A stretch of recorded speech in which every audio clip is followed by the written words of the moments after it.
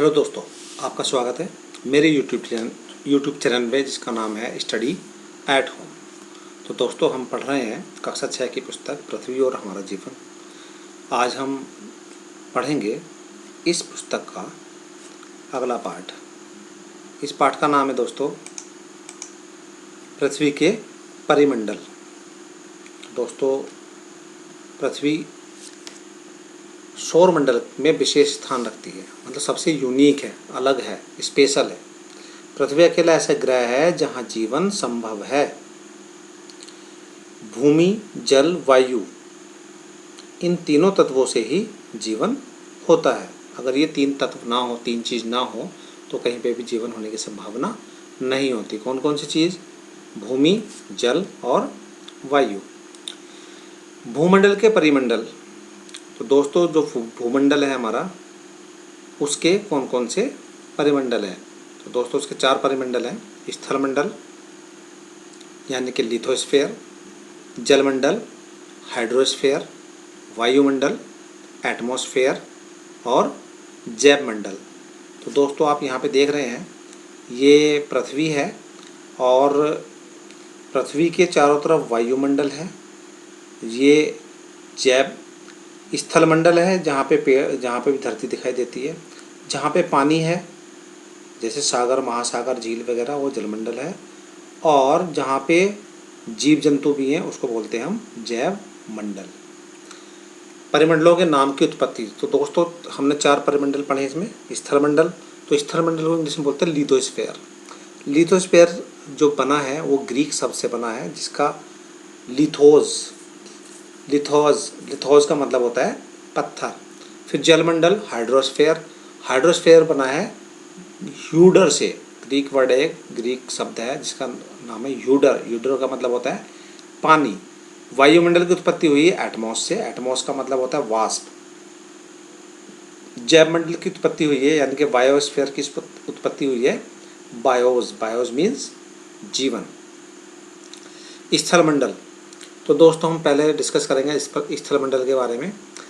पृथ्वी के ठोस भाग को स्थलमंडल कहते हैं। यानी कि यहाँ पे कहने का मतलब यह है, पृथ्वी का जो सतह है जहाँ पे ठोस है उसको स्थलमंडल कहते हैं।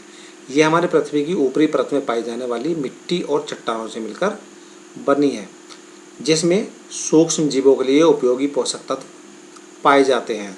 तो उपयोगी पोषक तत्व मतलब सूक्ष्म जीव, जो छोटे छोटे जीव होते हैं, जैसे घास फूस या घास फूस के जलने के बाद में जो खाद बनता है, उसकी बात की जा रही है। स्थलमंडल को 2 मुख्य भागों में बांटा जा सकता है। नंबर 1, बड़े स्थलीय भूभाग को महाद्वीप कहते हैं, इंग्लिश में कॉन्टिनेंट कहलाते हैं। और जैसे यहाँ पर क्या होता है, पर्वत, पठार, मैदान आदि पाए जाते हैं। और बड़ी बड़ी राशियों की तलहटी को महासागर बेसिन कहते हैं। अर्थात महासागरों के नीचे जो जमीन है उसको महासागर बेसिन या ओशन बॉटम कहते हैं। स्थल पर किसी स्थान की ऊंचाई या सागर की गहराई को समुद्र तल से मापा जाता है। समुद्र तल का स्तर सभी जगह एक समान होता है। तो दोस्तों, जब पानी भरा होता है, जैसे सपोज इसको ऐसे मान सकते हैं हम, आपने एक भगोना लिया, भगोना रखा हुआ है, तो उसमें भगोना का जो तल है वो लगभग सभी जगह समान होता है। लगभग क्या, सभी जगह समान होता है, जब तक कि उसको हम हिलाएंगे नहीं।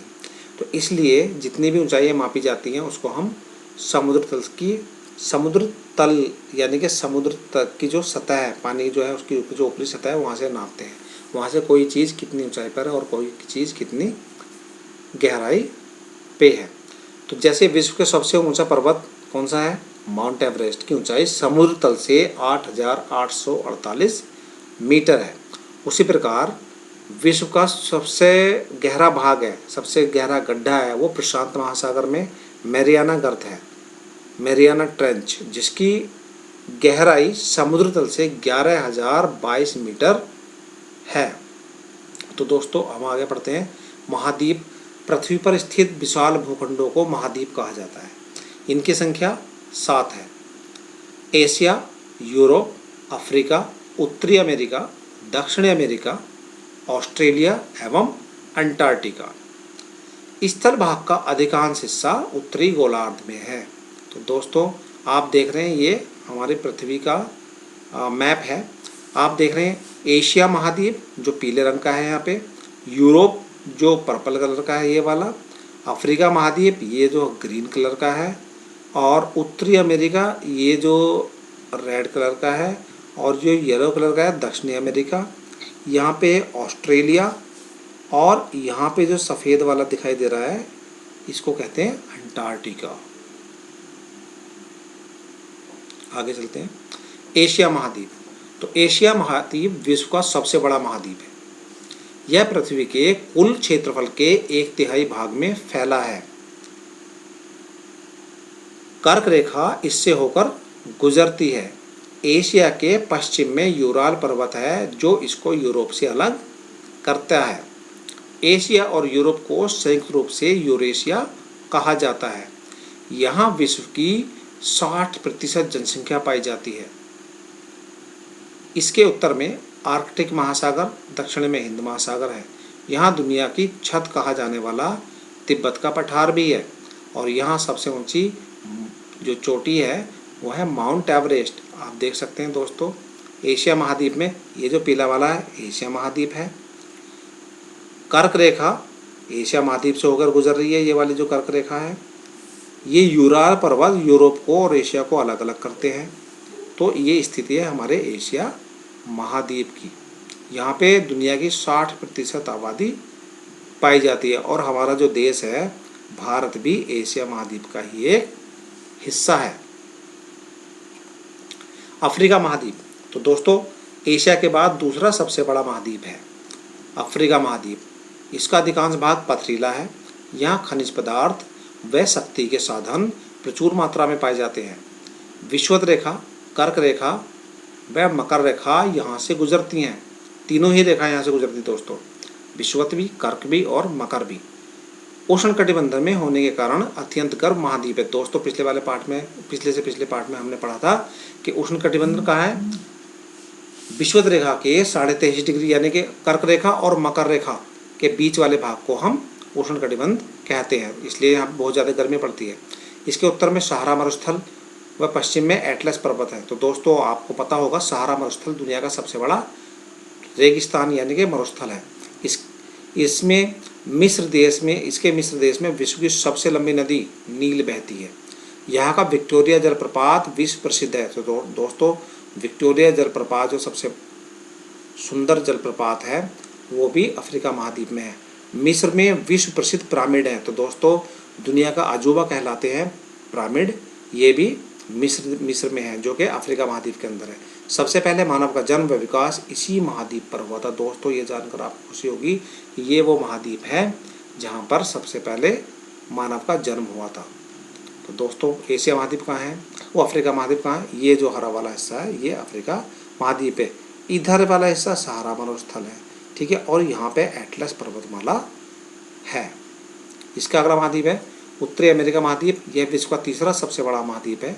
खनिज पदार्थों, कृषि, भूमि की प्रचुरता और औद्योगिकरण के कारण यह विश्व का सर्वाधिक विकसित महाद्वीप है। इसके पश्चिम में प्रशांत महासागर व पूर्व में उत्तरी अटलांटिक महासागर है और उत्तर में आर्कटिक सागर है। कर्क रेखा इससे होकर गुजरती है। इसके पश्चिम में रॉकीज पर्वत व पूर्व में आल्पेशियन पर्वत है। तो दोस्तों यहाँ पे देख रहे हैं उत्तरी अमेरिका है ये, ठीक है, ये कर्क रेखा यहाँ से गुजर रही है इससे, और ये रॉकी पर्वतमाला है, ये आल्पेशियन पर्वतमाला है। तो दोस्तों इसके इस साइड में प्रशांत महासागर है, यहाँ पे अटलांटिक महासागर है, ठीक है। तो हम आगे चलते हैं। और दक्षिणी अमेरिका महाद्वीप, यह महाद्वीप उत्तरी अमेरिका महाद्वीप के दक्षिण में है। इसका अधिकांश भाग दक्षिणी गोलार्ध में है। यहाँ की अमेजन घाटी विश्व में अपनी सुंदरता के लिए प्रसिद्ध है। यहाँ विश्व की सबसे लंबी पर्वतमाला पर्वत श्रृंखला एंडीज उत्तर से दक्षिण तक फैली है। भूमध्य रेखा इसके उत्तरी भाग से होकर फैली है। आप देख सकते हैं यह है दक्षिणी महाद्वीप, ये एंडीज पर्वतमाला दोस्तों यहाँ से लेके यहाँ तक, और यहाँ पे अमेजन नदी है। दुनिया की सबसे बड़ी नदी भी यहाँ से है। यहाँ से क्या निकल रही है, विषुवत रेखा निकल रही है, और यहाँ से क्या निकल रही है, ये मकर रेखा निकल रही है। दोस्तों बाकी के भाग को हम अगले वाले जो भाग है, जो बचा हुआ महाद्वीप हैं, उनको भी डिस्कस करेंगे और जलमंडल को भी डिस्कस करेंगे। तब तक के लिए धन्यवाद। मैं फिर से उपस्थित होऊंगा अपने नए पाठ के साथ।